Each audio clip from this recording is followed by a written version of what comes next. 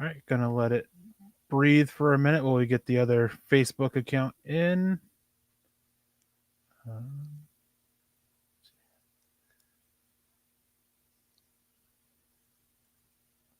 see here.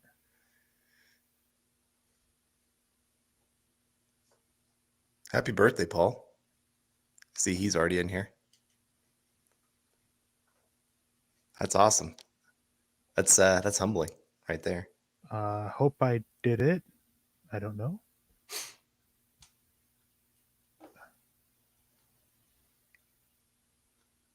All right. Well, everything's showing green check marks for me, so Okay. guess it did. All right. All right. Welcome to Dove Valley Deep Divers, everyone. I'm going to be your host once again tonight, as Lance Sanderson is out back to being a caveman. Joining me again is Mr. Carl Dumler. Carl, how's it going, man?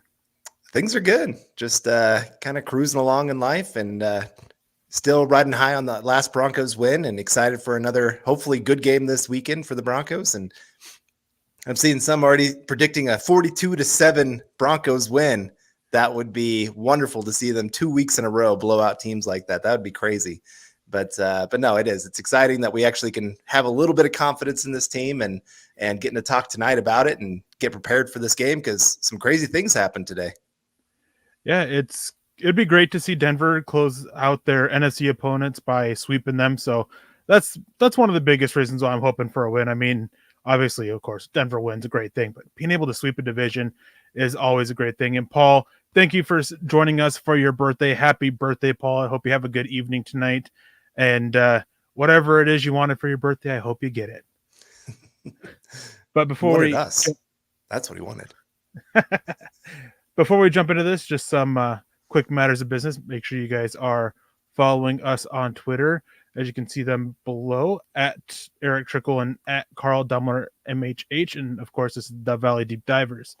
You guys can also follow the Dove Valley Deep Divers podcast on Twitter at DVDD_pod, as well as the mothership account at Mile High Huddle. That's where you guys get access to everything Mile High Huddle, all the articles we post, YouTube videos. You can also get access to all the podcasts as well from there.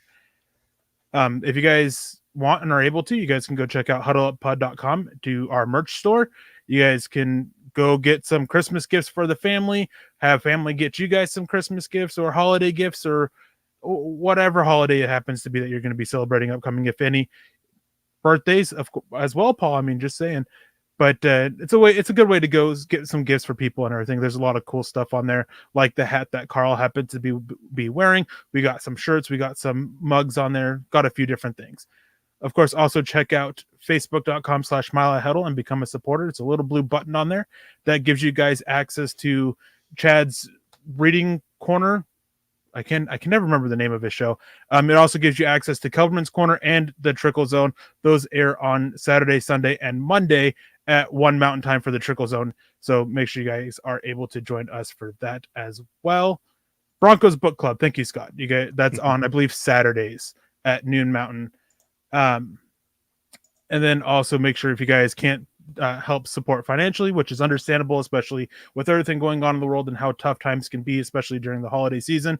Just make sure you guys help out by subscribing, liking, and sharing. That's the easiest way to help support the show in a non-financial manner. It's just a few clicks and boom, you're done. And it just helps spread the word and helps make the show grow even bigger and just helps us out. And of course, we have our raffles going on today for YouTube super chats as well as stars. We are, I believe, 74% complete. And there you go for your chance for a Broncos jersey of your choice. Keep those stars coming in because if we guys finish this up, we're going to be doing here soon. We're going to be doing a second one this month for you guys to get another chance. So keep those stars coming in, keep those super chats coming in, and bolster your chances to help come in. Speaking of stars, we've got Andrew Lamp coming in saying, "Evening, fellas. Hope everyone had a wonderful day." It's been a long day for me. Pretty exhausted, but other than that, it's been pretty good. And Andrew, thank you for joining us, and I hope you've had a wonderful day as well, and a wonderful weekend too. Yeah. And then Travis Weber coming in with some stars as well, and I'm pretty sure Travis is a guy who's consistently at the top for the raffles. So, Travis, thank you for your continued support for all the shows. anyways, tonight, obviously, we're going to be talking about the temporary change at play caller, or at least what seems to be temporary change at play calling, with Pat Shurmur not being able to call the game this week, most likely not be able to call the game anyways. And Mike Shula is reported going to be the guy stepping in. And so I'm kind of intrigued by this. I've always felt Mike Shula, I mean, he's not a great offensive coordinator, but I like what he managed to do with the Carolina Panthers with Cam Newton. Got 3 of the best years out of Cam Newton's career from him, including the MVP campaign. His timing with play calls, he really knows how to call plays to benefit the talent that he has. And I'll be very interested to see what differences there are between his play calling style and Pat Shurmur's. I wouldn't expect too much of a difference because they've worked together for so long. And plus, the game plan's pretty much set. But it's just going to be the timing on calls that I think will be the biggest difference. Carl? Yeah, I'm with you there. I think Shula has proven over the years he's usually a pretty creative play caller. But like I said, there's sometimes the timing side of things, but we've made that argument against Shurmur as well. That there's times where some of his choices at different moments in the game make zero sense. And so I do think they've learned a lot from each other and have very similar setups. If you look at their breakdowns of formations, they run a lot of the same formations. They like a lot of 3 wide for both of them, but they also aren't afraid to go to 21 personnel with 2 tight ends. So it'll be interesting, especially with Noah Fant back this week. Get Albert Okwuegbunam. Do they do a lot more 21 personnel, or do they keep with their 3 wide receivers? I see we got Cody W coming in here with a super chat as well, saying any word on both Patrick's playing. I'm pretty sure Tim Patrick's going to play. Patrick Surtain, have you heard anything on him? I know he's listed as questionable. Yeah, they're both listed as questionable, which means that for the most part, it's likely to play. I believe questionable is like 75% chance of playing is kind of how they the percentages they kind of give for that. Yeah. And so, I mean, obviously with the 3 wide receivers the Broncos have, you really don't want to take them off the field. It's why the Broncos want to run that 11 personnel on the field, because that's where your talent is. Not saying the tight ends aren't talented, but those 3 wide receivers, if you give them great quarterback play, they could be up there with any 3 wide receivers in the NFL when you're looking at any other teams out there. And Gary Lees Palmer coming in here saying, good evening, Eric and Carl, go Broncos. Right back at you, Gary. Really appreciate that and appreciate the stars and just everybody being here on a Friday evening, getting ready to be excited for another Broncos game. And, you know, it's kind of weird Friday getting this news of switch at coordinator, but it really doesn't make me that nervous. Just because they do have a lot of guys that have been coordinators in the past. Modkins as well has been an offensive coordinator. So it sounds like they're going to lean into him sometimes with trying to figure things out and kind of make this a group effort. And so I'm just not too worried about the offense skipping a beat because their offensive coordinator is not there anymore. Yeah, and the fact that they're going to lean in on the experience of Curtis Modkins and Mike Munchak as well to help out Mike Shula, I wouldn't be surprised if we see a little bit better week when it came to the play calling. And it's not that Pat Shurmur's been terrible. I know that he likes to be ripped for it, but his play calling for most of the season really hasn't been terrible. There's been some very, very questionable decisions. That whole, the last half or that last drive against Washington had a questionable call in there. But a lot of the issues really fall down onto execution with this team. And so Pat Shurmur's done well, but I think that we can see it a little bit better. I think that they're going to do a much better job at calling what their guys want to do. I wouldn't be surprised if the running game is a little bit more condensed, and it seemed to be a little bit more condensed against the Dallas Cowboys, which helped them out. So I like that aspect of it with this. I'm with you. I'm not super worried about this. The Philadelphia Eagles defense isn't the best. They really struggle against the running game. Javon Hargrave, who's was a monster to start the season as a pass rusher, has really fallen off of late, getting only 7 pressures with no sacks over the last 4 games. Fletcher Cox has been just completely handcuffed in the defensive scheme there. Josh Sweat's been okay. So it's been all right, but their run defense is really struggling. It's one of the worst in the NFL. They are, I believe, 28th in success rate against them, almost allowing every other running play to be a successful running play against them. So I would expect them to lean heavily on the running game, especially trying to build off of what we just got from the Dallas Cowboys game. Travis Weber came in, I'm assuming with some stars, which if not, either way, doesn't matter, Travis. You're always a great supporter for us. Says, good evening, Eric, Carl, Broncos country. I'm curious as to if they will follow Shurmur's plays and scripts or will they run their own stuff. As I mentioned, the game plan's pretty much set. They're not going to go in and do a short turnaround. They've been practicing off this game plan. They've been practicing this script. They're going to still run that. I think that after we get past the script, we'll start to see a little bit more creativity on their end, but it's not going to be stuff that they haven't already practiced, not stuff that they're not used to. It just might be a little more, for lack of a better way to put it, compact in terms of what they're going to be doing. Yeah. And Travis, I really appreciate the stars coming in once again. Always like you're always showing up for us. Appreciate that a lot. And this is a great question here. And I'm with Eric. Usually those first plays have already been scripted. And so I don't think Shula is probably going to break off from that because, like you said, they've been practicing that. I think you're going to see maybe a little bit of creativity in some of the run plays that they're going to call as the game progresses. Because Shula, that's one thing I really appreciated when he was, especially in Carolina. Now, it helps when you have a running quarterback. But I think they might even use that with Teddy Bridgewater a little bit. You might see a quarterback-designed run play. They haven't really done it a whole lot this year at all. I mean, Teddy Bridgewater has taken off running a couple times, but for the most part, it's just been pretty traditional running style. I think you can use that against Philadelphia here where they're going to really sell out to try to stop Javonte Williams and Melvin Gordon because, I mean, obviously they're coming off a 190-yard game last week, and I think you can kind of do one of those little sneaks out. I was watching the top 100 run plays by quarterbacks, and do you know what play was number 100? Was it the Peyton Manning one against the Dallas Cowboys? Yep. You know, when you've done something over and over and over again, teams just start believing that's exactly what you're going to keep doing. And that's when all of a sudden you just throw a little bit of a wrinkle in there just to make them have to respect it. And so I could see something like that where you just get a little something extra in there that might catch him off guard. And maybe Shula's been having a couple plays in the back of his mind just in case something would happen, because we've had information that Shurmur's job was starting to become very hot. His hot seat was hot. And so I'm sure Shula in the back of his mind was kind of going, what can I do different? And he's starting to get a few plays. And this is his opportunity to go out there and maybe throw in a few plays that make people at least have to respect what he brings to the table and get a few teams, if it's not the Broncos thinking about it, at least some other teams thinking about it for him. But all right, we got Andrew Baker coming in here. Really appreciate this with the stars as well.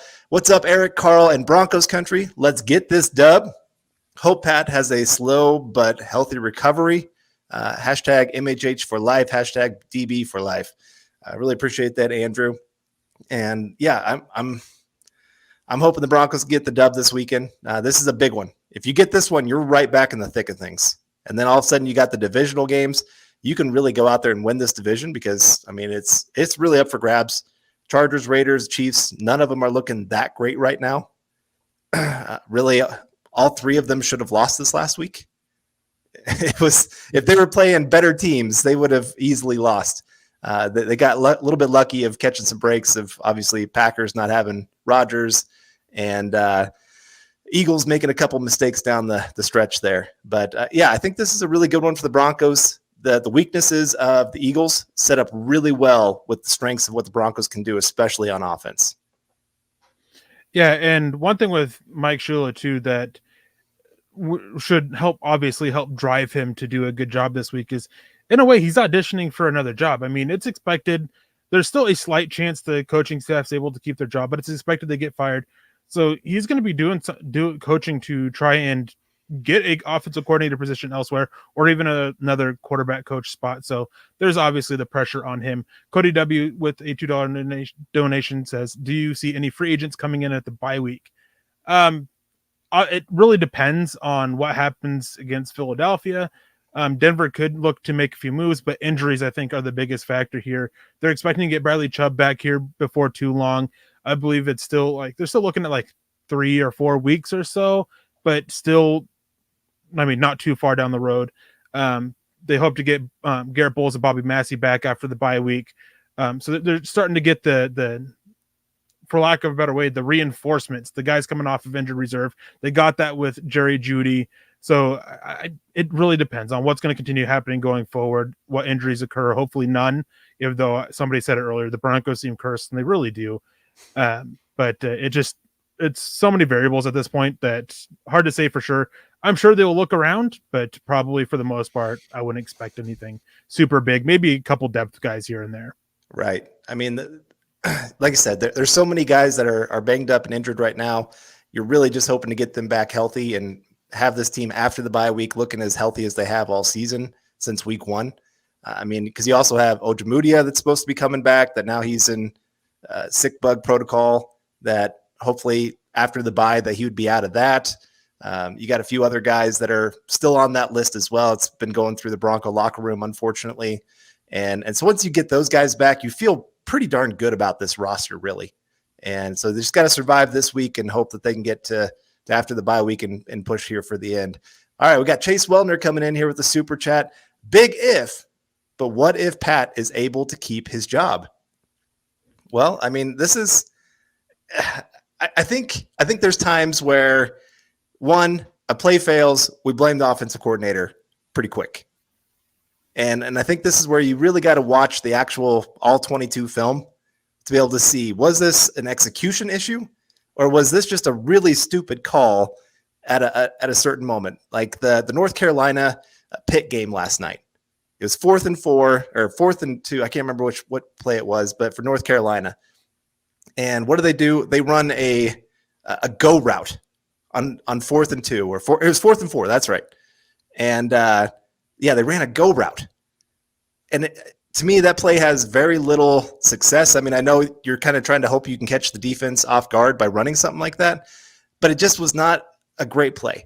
You run your best play that gets you 5 yards because you have to get that first down in that moment to get back in that game.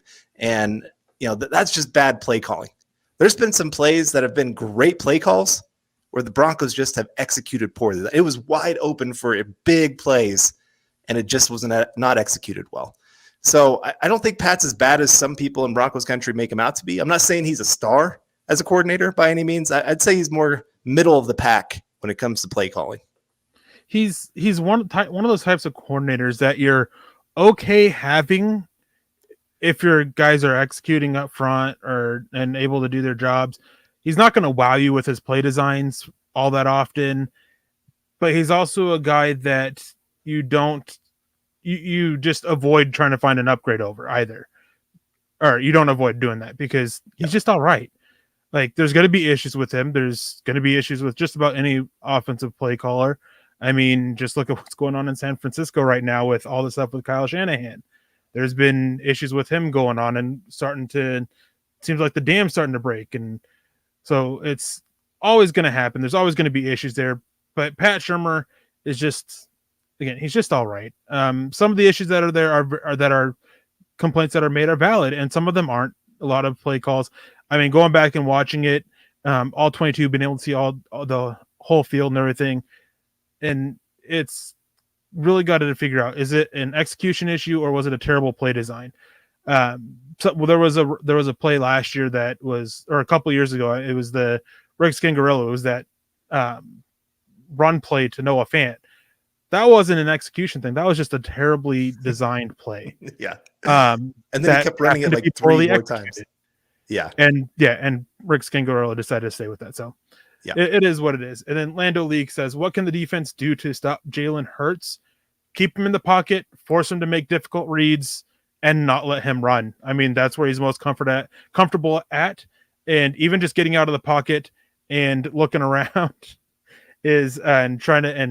going to try to make a play with that, even if he doesn't take off to run, he can be a little bit more dangerous, especially with some of the weapons that they have. So you want to keep him in the pocket, get pressure on him, and play tight in your coverage unit. Yep, exactly. This has got to be one of your more disciplined games on defense. Yeah. Those edge guys. And this is where I asked that question earlier this week with Eric, or with Nick, of who do you want starting at edge? Because they have to be able to hold that edge and not let him get around the corner, because that's where he gets dangerous. That's where everything breaks down. That's where the big plays happen. All right, we got Eclipse coming in here. I love this. Never fickle on the nickel. Big pickle, Erick Trickel. Peace and love from Philly, and happy Friday, Broncos country. That man, that's poetic, and I love it. Eclipse, it's been a while since I've seen you on Friday night, man. It's great to have you back. Um, I mean, there for a while, it was every single week seeing in here and seeing that little poem of yours, and always brings a smile to my face. So it's great to have you back tonight and being able to see it again. I mean, it's a mood changer, really. Anyways, we're going to be kind of switching over this conversation to a little bit, and you kind of touched on part of why I want to talk about it is what edge this week. Well, we're looking at it, and there's some obvious needs that the Broncos have after the season, one of them being at edge, but they also have some young players, and depending on what these young players do over the remaining 8 weeks can really change how they view these needs. I mean, looking at the edge specifically, well, Jonathan Cooper, Malik Reed is a restricted free agent after this year. Bradley Chubb has 1 more year of cost control. Malik Reed at most has 1 more year if they tender him and he ends up coming back on the tender. Could extend him as well. Stephon Weatherly is a free agent after this year. So there's a need at edge. How big of a need this is could be impacted by Jonathan Cooper's play. Now, I'll get my thoughts out here real quick. And I think that no matter what, edge is going to remain a huge need. They just don't have a Batman, so to speak, at edge. I mean, Bradley Chubb I've always viewed him as more of a Robin type. Even last year when he had to be the Batman, it kind of cemented my thoughts that he's more of a Robin. Jonathan Cooper, I mean, I know it's great that he got his first 2 sacks and he really beat up on the Cowboys offensive line, but he was going against Terrence Steele, who was the backup right tackle for the Dallas Cowboys that got thrust into starting, played terribly there, and then had to get moved over because Smith was out and they got Lyle Collins back. So it's kind of take that with a grain of salt. And he did all right against the Cleveland Browns as well, but his run defense has been consistently bad. So for me, remains a huge need. I think they've got 2 guys that are great as number 3, number 4 pass rushers, but they got to get that number 1 guy. Yeah, and I mean, this always comes back to the age-old question, how many is too many pass rushers? Trick question. There is never a number that's, you can never have too many. And so you're always looking to upgrade that position, even if you have great guys. I mean, look when the Broncos had DeMarcus Ware and Von Miller. They wouldn't use a first-round pick on Shane Ray. Now, yes, he didn't work out completely. I mean, he still had a few moments there, especially that Super Bowl run. And you had Shaq Barrett. And I mean, but you love that. You have depth. You have guys that can come in and actually make plays. But like you said, you need that alpha that's going to really make teams have to take notice. And you heard it today of Tampa Bay was asked, Bruce Arians, hey, are you scared of what the Rams are doing with bringing in OBJ? And he goes, well, I'm not afraid yet, but he said, I'm more worried about Von Miller. Because, I mean, he still brings that kind of attention just with his name being out there. And he still brings some great pass rushing ability. And so we'll see how he does the rest of the season for them. And obviously going to be cheering for them a little bit. But I did want to make sure that we got the stars there for Mark Johnson. Really appreciate that coming in there. And now we got Antonio coming in here with a 1999 super chat. Really appreciate that. Hey guys, happy to catch the pod. I'll be at the game on Sunday and hopefully we get the W. Predict the Bronco of the game. Hashtag Broncos country. So I guess, I mean, it's hard to not want to pick one of the running backs because of how bad they are at stopping the run. But I think this is going to be Jerry Jeudy's game. The Philadelphia, just watching them, I'm still trying to figure out sometimes what they're doing on defense because it makes almost zero sense. It's almost like they're going into prevent defense. Just everybody drops straight back on pass plays. And the short and intermediate area of the field, especially over the middle, is wide open. I mean, you could just run those 5-yard ends over and over again. And, I mean, you could just do that all game, and you'd win. And that's Jerry Jeudy right there. Get the ball in his hands, let him take a 5-yard play, turn it into a 30-yard play. And so I could see him having, a 150-yard game just because they're going to leave him open on a lot of different occasions. Yeah, This is tough for me because I really want to say Quinn Miners just because, I think that he can have a really good game, but he's going to be going against Hargrave and Fletcher Cox. So I think he might struggle a little bit. Jerry Judy is one that I would consider. I'm going to say I'm going to say Noah Fant. I think the little bit of time away is going to help kind of reset the mental aspect for him, and for similar reasons too, with how the Philadelphia Eagles played their defense. I think he's going to get his chances, his opportunities, and I think he's going to be able to go and be a pretty consistent receiving piece. Hopefully, he's able to step it up as a blocker, and because that's really been the issue with him this year. It hasn't been his play as a receiver outside of fighting for those extra yards, but we want to see him step up there. Miguel came in and says, "Sup from New Mexico, just tuned in. Do you think it would benefit to keep Purcell on the bench until needed?" Honestly, yes. I mean, I talked about this, or I did an article about this a couple weeks ago, and Purcell, with what they're asking him to do, is a little bit problematic for not having Alexander Johnson out there behind him, because he just opens up so much space for Alexander Johnson to come downhill and make a play. Baron Browning still has work to do before he can really hit that level coming downhill. Kenny Young maybe could do it, but Deshaun Williams just does a much better job of eating up space, eating up blocks, and just staying more disciplined on the inside instead of leaving his gap open like Purcell does. So I think, yes, I think that should rotate them more a little bit depending on the down and distance and situation. But yeah, I'd be looking at Deshaun Williams a little bit more than Mike Purcell. And unfortunately, nothing against Mike Purcell. He may be approaching his last few games with the Broncos too, because they can get out of his deal after this year with relative ease. Yeah, and I think you've also seen, especially the Fangio system, and of course Kolar in the background doing work with these interior defensive linemen. They keep producing guys out of nothing.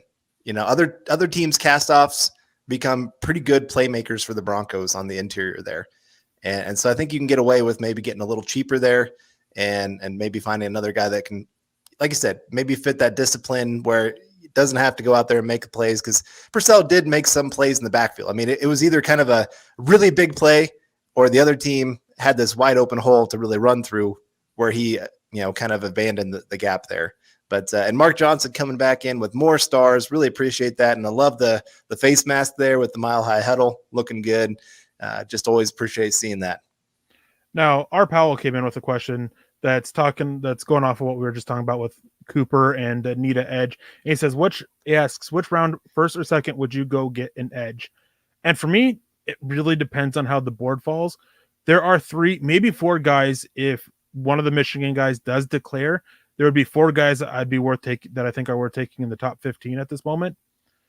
If they fall to you, you take one. I mean, they're just play such a valued position. They have so much potential. Like, you just take that. Outside of them, I'd go second. And it just depends on how the board falls for me. Yeah. And we don't know who's going to declare yet. And we don't know where the Broncos are going to be picking. They could be clear anywhere from about pick 10 to pick 25, maybe even higher if they get in the playoffs and get going crazy. But so it's kind of hard to figure out in that range who they're going to be close to. Offensive tackle, that right tackle spot is going to be a huge need as well. And there's some great offensive tackles in this draft. So that's another position. And obviously there might be another position that some people might be looking at, quarterback. That's depending where they're picking at and who's available. You might see them go that direction too. End of round 1, I'm not going to have as much problem with the Broncos deciding to kind of go that direction. It's not as big of an investment as, yes, you're using a first round pick on a quarterback, but it's not like you can't just move on if you realize this guy's not going to work out. It's not like a top 5 pick where you're going, oh my gosh, we have put our entire franchise on this guy turning into something. So yeah, I think there's a lot of options of where the Broncos can go.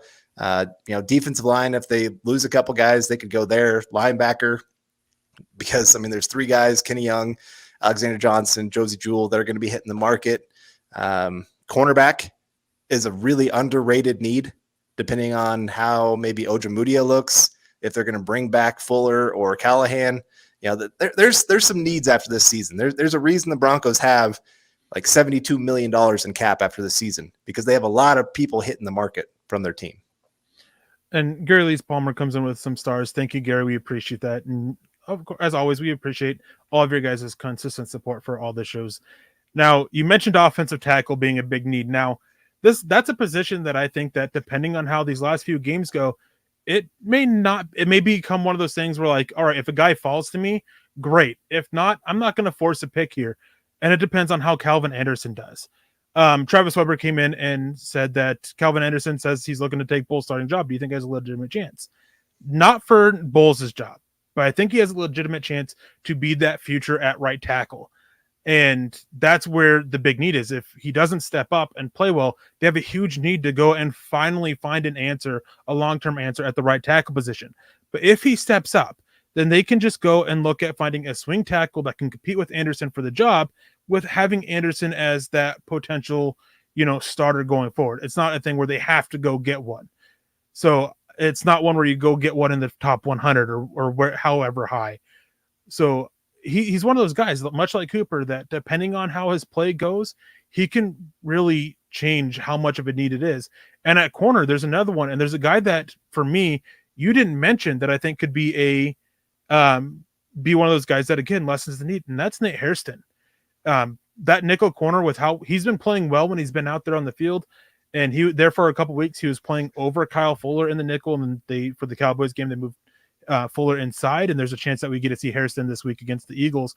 He's been playing well, and if he continues to grow, then he could potentially be that answer for post Bryce Callahan, Michael Ujimudi, who you did mention. If depending on when he gets on the field, if he does, he could be one of the options to help out on the boundary, kind of replace that Kyle Fuller, because they'll still have Patrick Stan and Ronald Darby. So, like, it's not going from a super strong corner class on corner room on paper to a weak one. It's still going to be a very solid room. So multiple guys at these positions that, again, you can just change how much of a need that the Denver has depending on how they perform the rest of the season. Oh, for sure. You're right. I mean, these young guys are getting their opportunity because of injuries. And I mean, Tom Brady's the greatest example of a guy when he's given an opportunity that goes out there and plays at a high level, and boom, now he's going to be a Hall of Famer. Maybe go down, I hate saying this, but maybe the greatest quarterback of all time. Maybe. Yeah. I still give it to Peyton Manning. Peyton Manning's the smartest quarterback that's ever played by far. And I think he's the least scheme-dependent quarterback because he is the scheme. But we're not going to get into that discussion here tonight. But you're right. No, that these guys are getting their opportunity with other guys. And if they can go out there and perform, then as a coach, that's what I'm telling them. You're going out there to play for your job next year. Make us not have to go draft your position early on, and make us believe that you can become a star or at least a quality starter for us moving forward. If they can do that, then yeah, it's nice that you don't have to worry about those positions. And Calvin Anderson had a great game this last week, really. Even when he messed up a couple times, he did well to recover. That was the part that really surprised me, was because there's a couple times like he tripped over his own feet a couple times and he still made the block. Yeah. That was fun to watch. One of his best plays was he got tripped up, I want to say, over Dalton Reisner's feet, and the defensive end just kind of put him on his knees, and he still sealed the edge and went for, I think, like a 15-yard gain, but to Javonte Williams around the edge. And it was just one of those great plays. He allowed one pressure on this game, on the game. And honestly, his game against Dallas was really the best game at left tackle we've gotten all season over Garrett Bowles. So, I mean, I saw somebody there that he plays better on the left side than he does the right side. He does, but for what he is in the NFL, he's got to learn to play both. Like, he's got to be able to switch sides and everything like that. And because he's not cemented as a starter at one spot. So until you cemented as a starter at a spot, you got to play both sides. So he's got to, if he can't improve enough to play consistently at right tackle, then it's not going to bode well for him. Now, a couple other positions here, and I had a tweet about this, which is why we kind of came about this topic. And one comment I got was about Caden Stearns and Javonte Williams. And now these are two guys that I don't really view as, over the remainder of the season, as guys who can really help ease the need at their positions. And for a few reasons, I think both players so far have already played well enough to do that. And I think that with Javonte Williams and Caden Stearns, they're already being looked at as being starters next year. and depth was still just a question. And I don't think that's changed at all. If anything, it's just been cemented with how they've played. Stearns, he will be the guy next to Justin Simmons next year.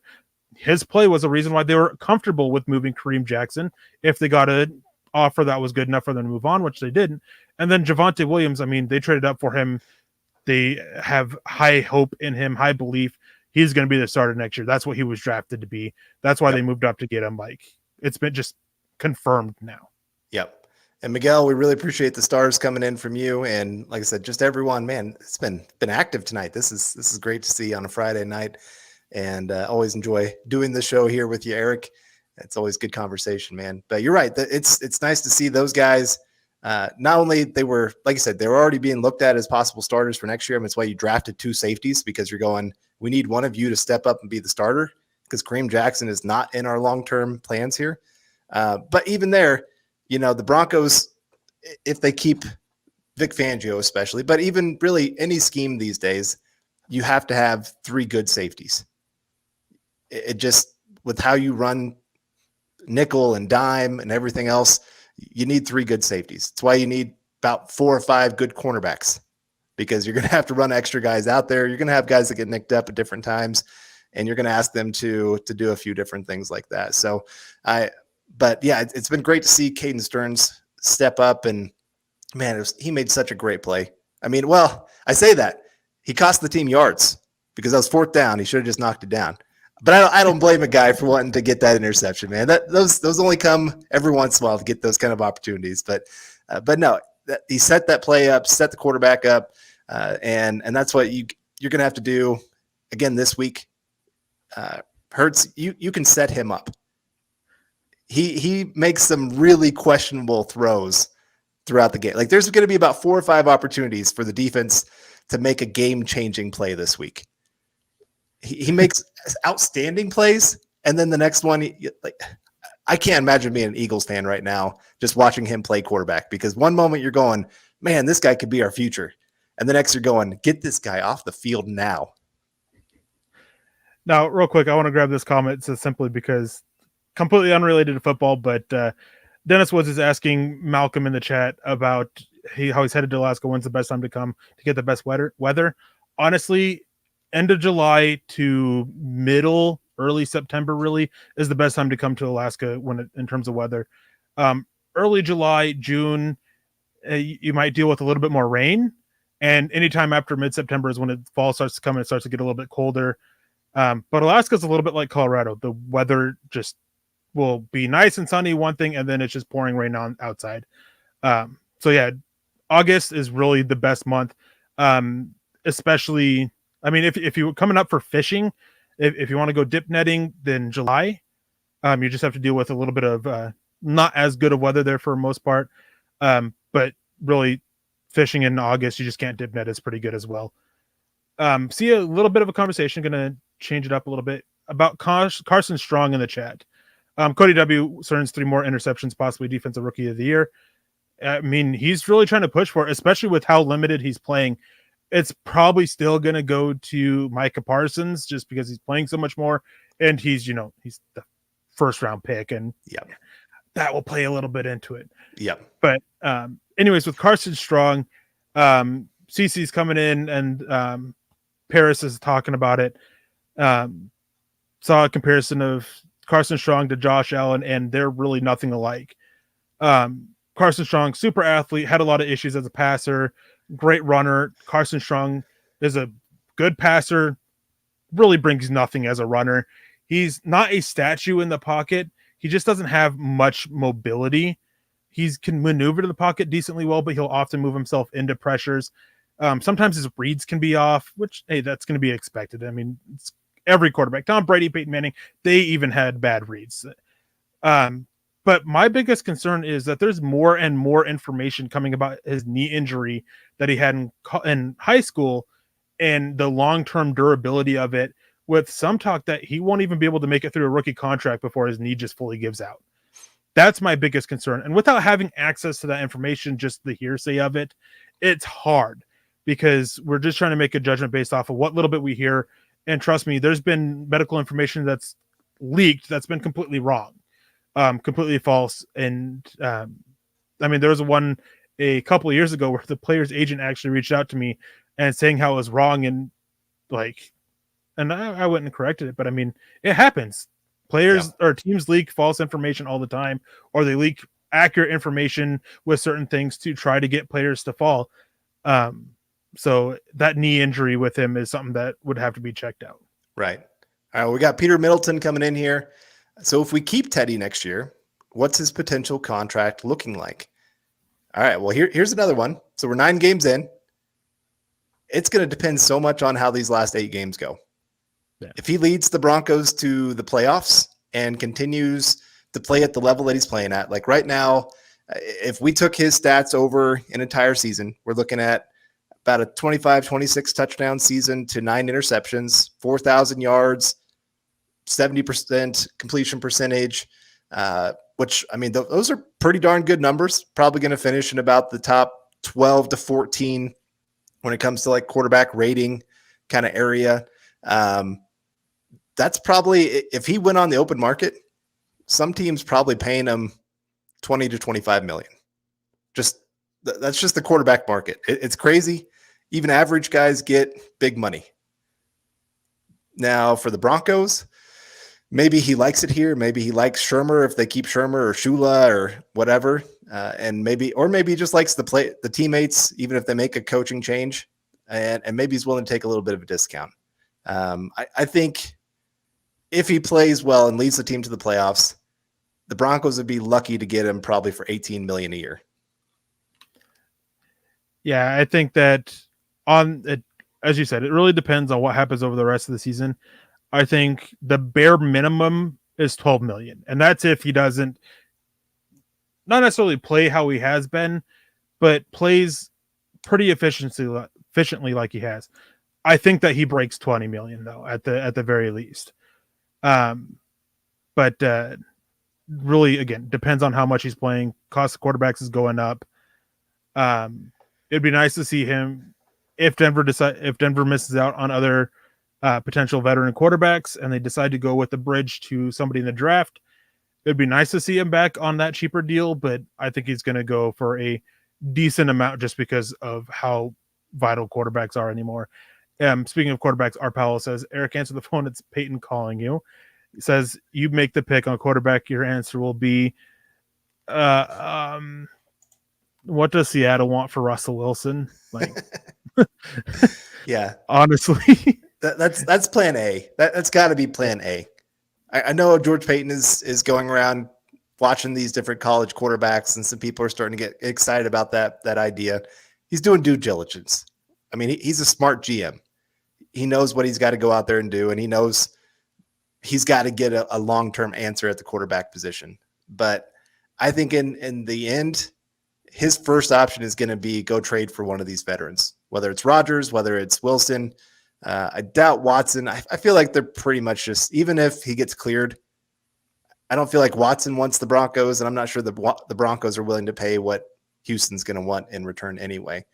So I think it's between Wilson and Rodgers. And, you know, if that doesn't work out, then maybe it is re-sign Teddy, go get yourself a draft and see if you can build on that. I think that's probably plan B. I don't know what plan C would even be at that point. Take the can down the road and just roll with the Teddy Bridgewater, Tyrod Taylor type as your starter. Yeah. That seems to be plan C, really. Which, hey, I'm all for the Tyrod Taylor plan because basically three of his last 4 stops, they've gone on to find their franchise quarterback. He was with the Bills, then Josh Allen came. He was with the Browns, Baker Mayfield, Chargers, Justin Herbert. So, hey, maybe we can be that 4 team out of 5 that happens with. So I'm all for it there. But it's just going to be it's rough because Denver, I mean, as you said, Denver's got to find it. People in the chat are saying it. I mean, Teddy Bridgewater was never going to be the guy. And that was a big misconception for those who were talking about how he's likely to be the starter and everything. It wasn't because we thought he'd be the guy. Never really felt that he was going to turn around and be a franchise quarterback. It just wasn't in the cards. Yeah. So say they go and get a Mike McDaniel or bring in somebody of that Kyle Shanahan type offense, what quarterback from this draft do you think would be the best option for that? Well, you need one that has a little bit of legs that can throw on the run, do well with that. It's not Carson Strong. He's not great throwing on the run. It's not Kenny Pickett. I watched him try to throw a deep one on the run, and it came up like 5 yards short yesterday.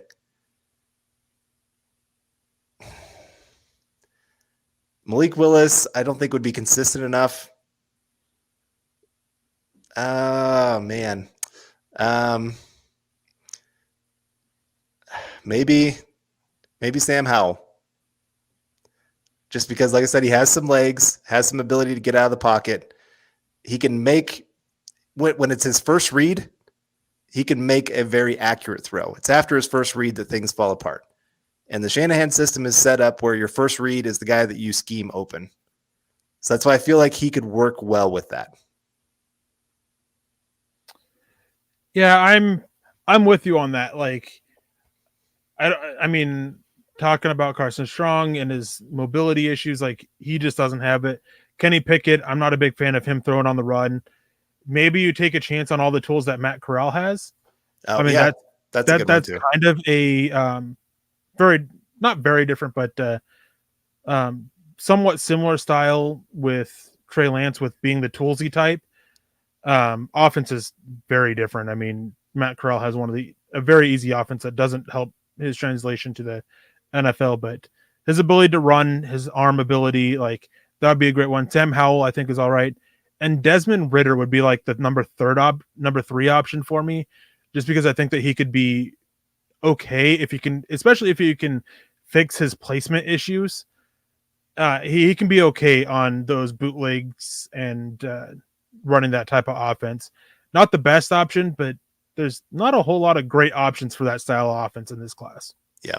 Well, we got Marcus Lewis Hinna coming in here saying, just give Teddy a 2-year contract, then bring in a young one and train him in and love from the UK.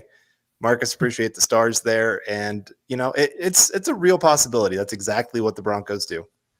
It would not surprise me one bit.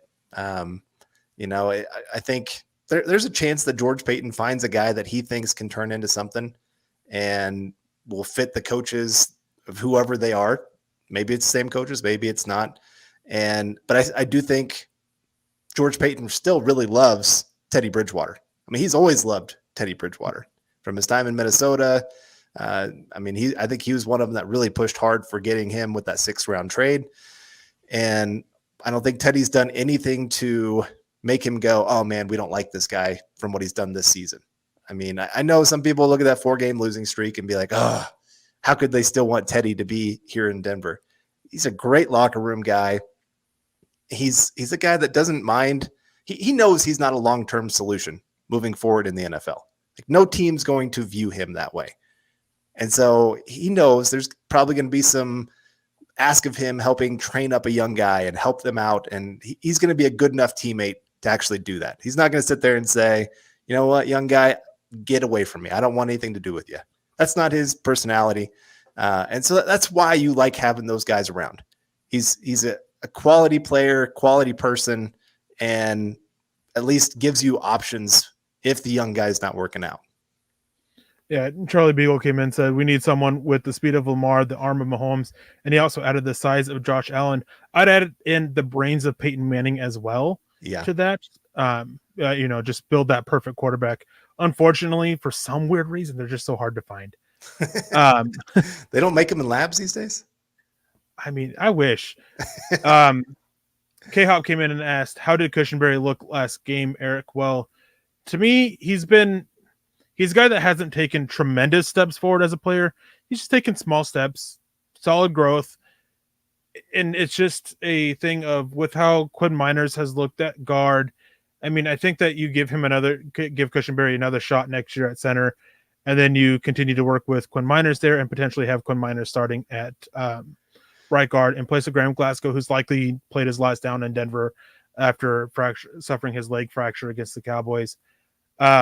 Personally, I'd really be interested in having them work with Moody to be center because his play style, I think, could be killer there. He's just got to work on the mental aspect of it. And it would do a fair job of help limit the impact of his lack of length. Yeah. And can you imagine having Miners and Moody next to each other in the run game? Ooh.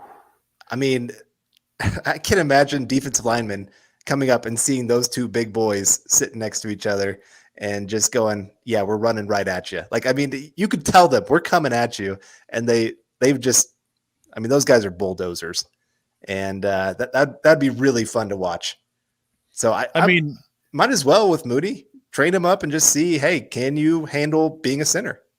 You got, I mean, position versatility. It's a big thing on the offensive line nowadays. So at least give it a shot. I mean, because if he can do it, then hey, he's bettering his chances to go out there. If not, then you still just work with him at guard.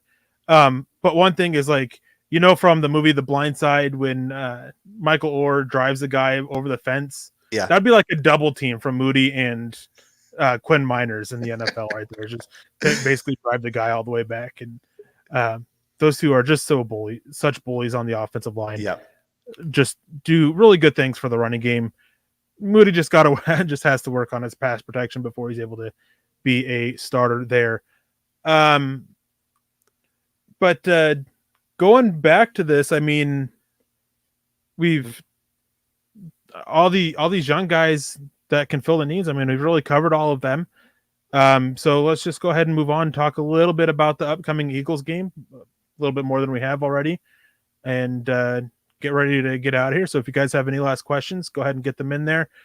Get those stars in, those super chats, as you to help boost your chances for the jersey giveaways as well.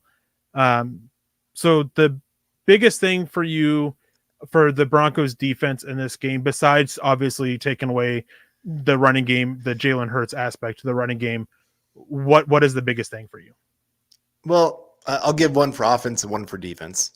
On defense, one thing you do have to respect with this Eagles offense, beyond the run game, they got speed at the wide receiver position.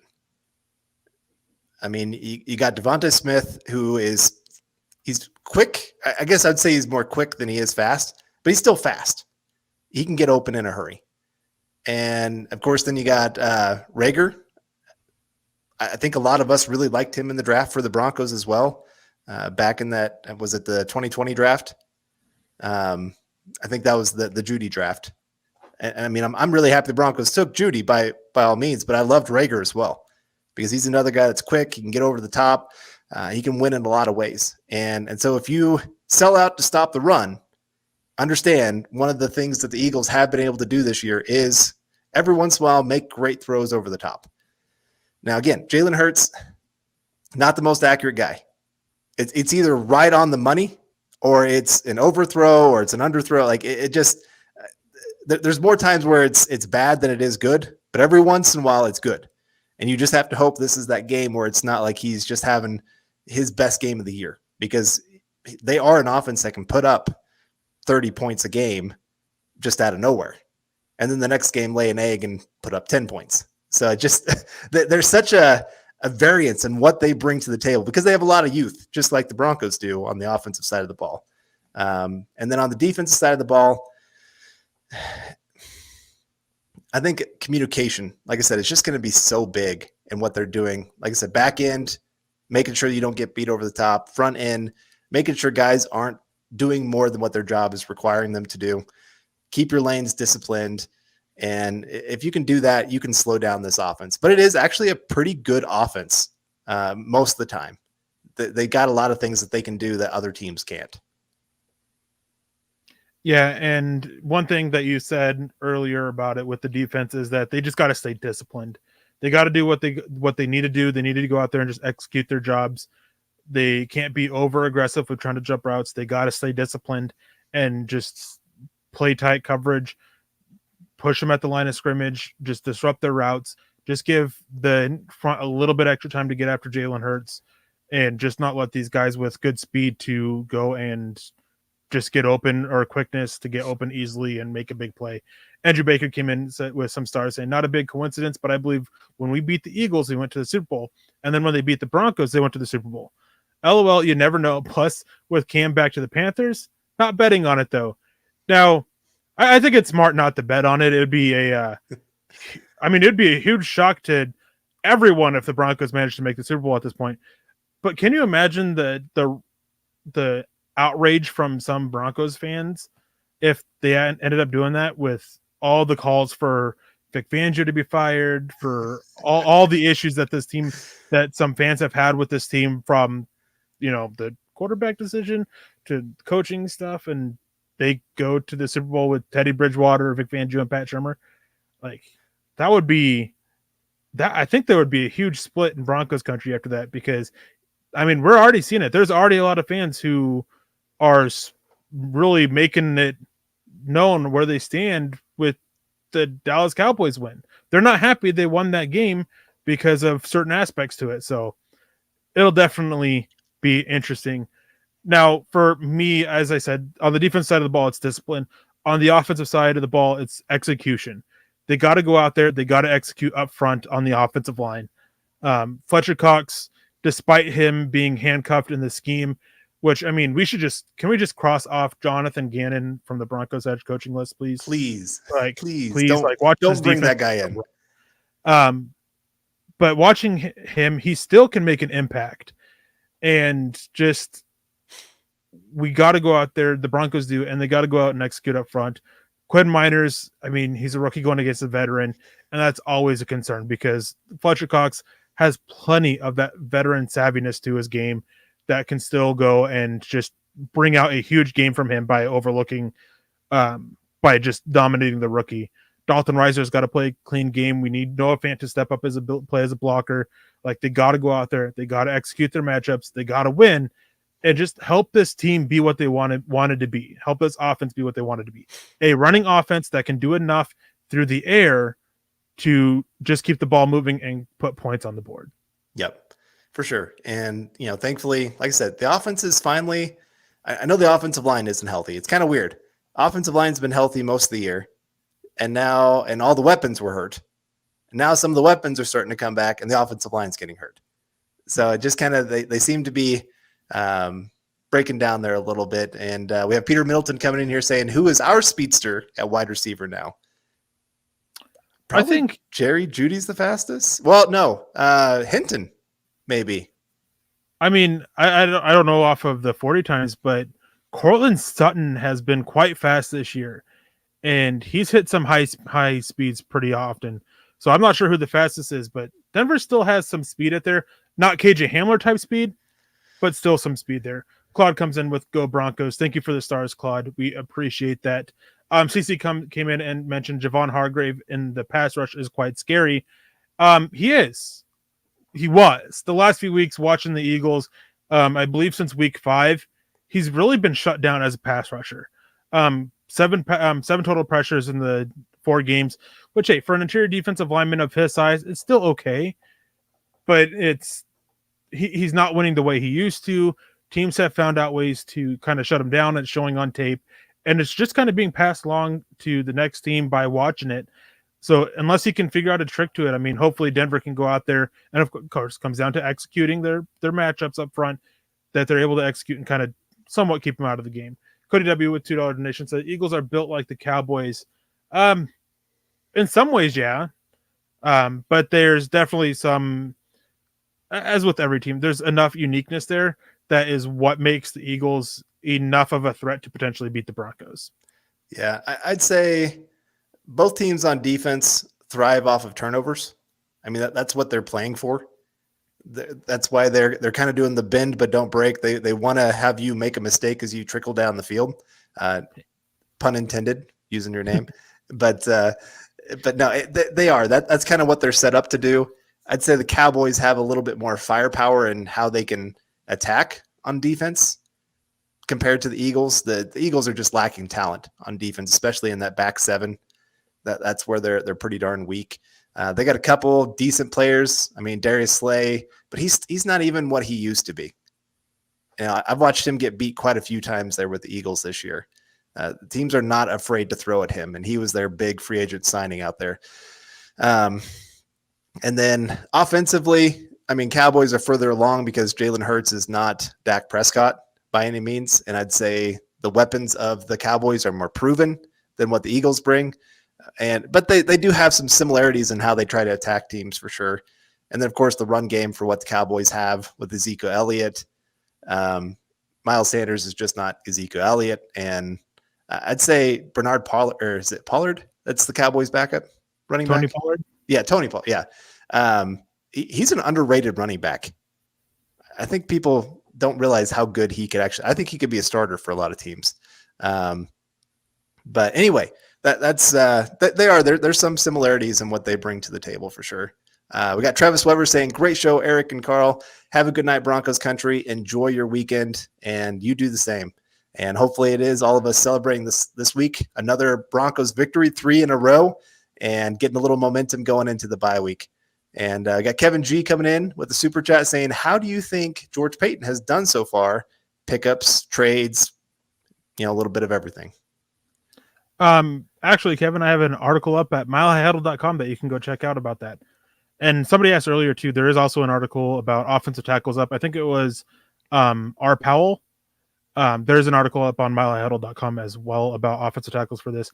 But Kevin, to answer your question, I think he's done fairly well. And I mean, the article really breaks down pretty much all the moves that he's made, all the trades, some of the more smaller moves, not so much, but it definitely gives my take on it. And he's been solid. I mean, some questionable moves there. I still question the whole thing with the picking up that running back from the Ravens over Royce Freeman, like saying it was special teams. Like that was just a weird sequence to me. Just something that I just guess I can't grasp. But for the most part, I mean, he's done pretty well. Yeah, I'd say free agency is where he did his worst. Yep.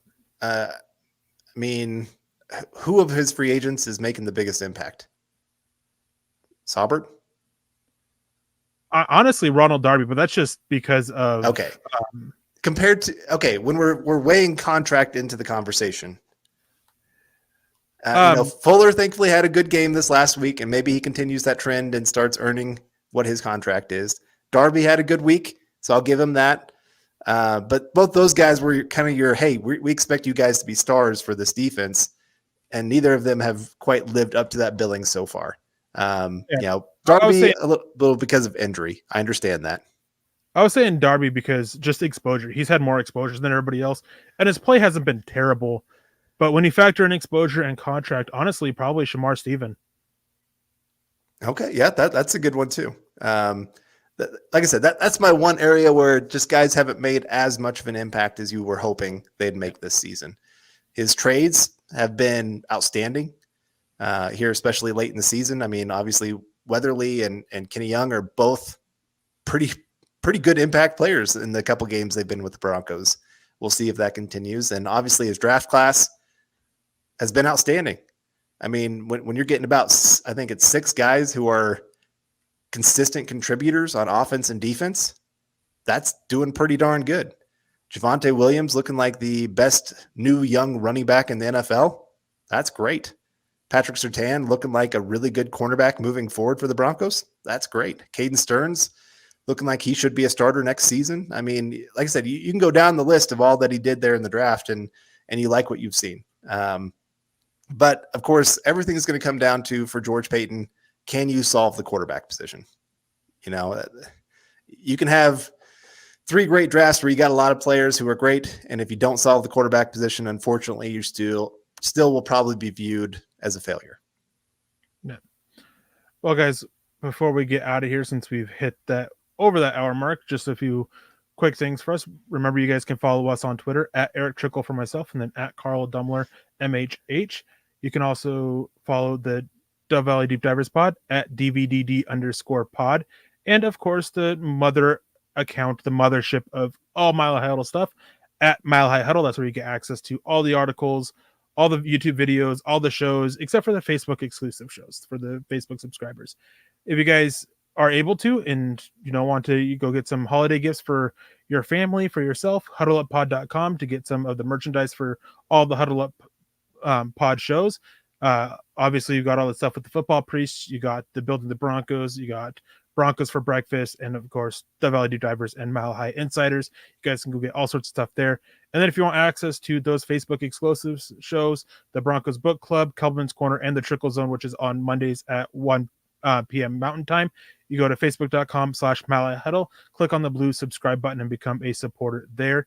And if you guys aren't able to help the shows financially, which, hey, we understand with everything going on in the world and times can be tough, especially with the holidays coming up, you guys can subscribe on all of the services. I have Spotify, Spreaker, iTunes, all of that. You guys can like the show and as well as share it and leave reviews for them as well, which also gives a big boost to us for exposure and a big, easy, simple way to help us out. We thank you guys for joining us tonight and for consistently joining us all on Friday nights and supporting all the shows pretty consistently. James Grossman came in with Love the Show, fellas, and especially Erick's analysis articles.